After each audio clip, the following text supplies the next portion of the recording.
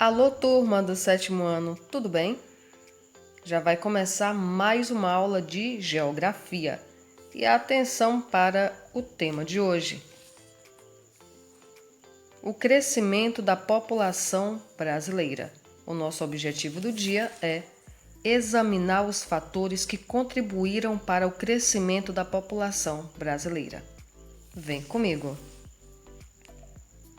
Bom, há duas causas básicas para o crescimento populacional brasileiro: a contribuição da imigração e o crescimento natural ou vegetativo da população. Vamos começar falando sobre imigração. Bom, nós sabemos que a população brasileira ela é formada por europeus, africanos, asiáticos, além dos índios que já viviam aqui. Entre os imigrantes que entraram no Brasil, devemos distinguir os que vieram de maneira forçada, no caso dos africanos que vieram escravizados, e aqueles que vieram de espontânea vontade.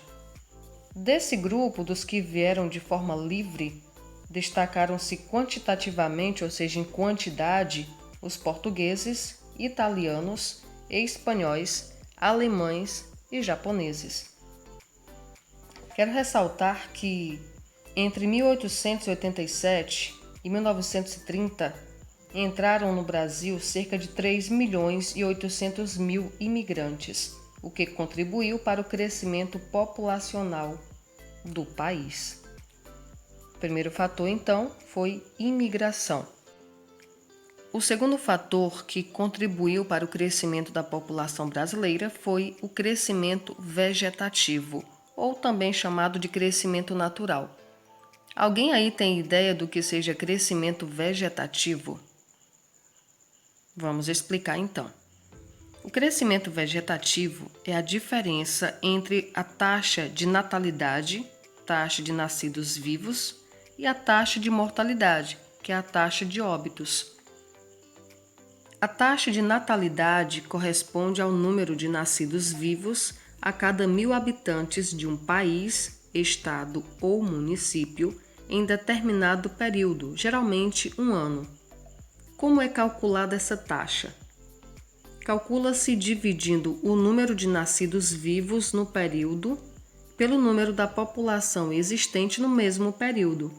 O resultado é multiplicado por 1.000 para facilitar a leitura e permitir uma comparação internacional.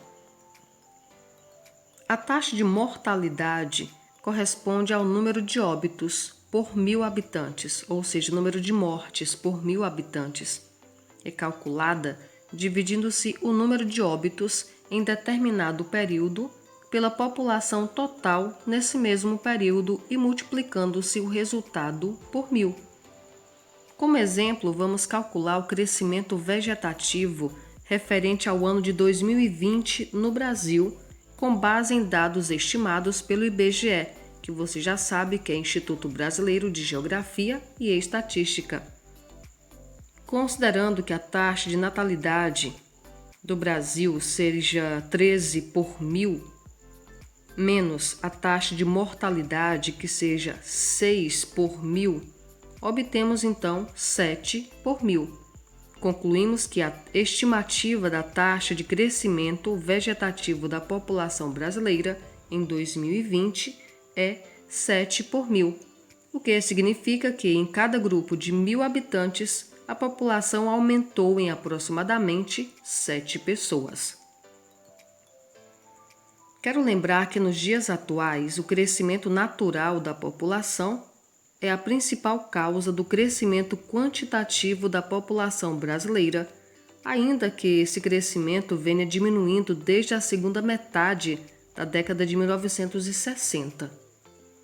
Mas qual seria o motivo da taxa de natalidade ter decaído a partir de 1960? Bom, quero lembrar que em 1961, a partir desse ano, ocorreu uma redução mais acentuada nas taxas de natalidade do Brasil. Vários fatores contribuíram para isso. Com a modernização da economia brasileira, representada principalmente pela industrialização, muitas famílias saíram do campo para trabalhar na cidade. Elas saíram também em busca de melhores condições de vida, empregos com maior remuneração, assistência médica hospitalar, educação para os filhos. No campo, geralmente, as famílias residentes lá tinham muitos filhos, o que representava mais ajuda no trabalho rural. Migrando para as cidades diante dos custos e das dificuldades impostas pela vida urbana, os casais diminuíram o número de filhos. A maior participação da mulher no mercado de trabalho também e o aumento do uso de métodos contraceptivos também contribuíram para que os casais reduzissem a quantidade de filhos, ou seja, com a mulher trabalhando fora, ela passou a ter menos filhos. E também o avanço aí no uso dos métodos anticoncepcionais. A redução do número de filhos constitui uma das mudanças ocorridas com a urbanização, ocasionando assim a queda da taxa de fecundidade, ou seja, o número de filhos por mulher em idade reprodutiva, que é entre 15 e 49 anos. Para se ter uma ideia, enquanto em 1960 a taxa de fecundidade era de 6,3, ou seja, em média as famílias tinham 6,3 filhos, em 2000 declinou para 2,4, em 2005 para 2,1, em 2015 para 1,7 está estimada para 1,6 em 2020.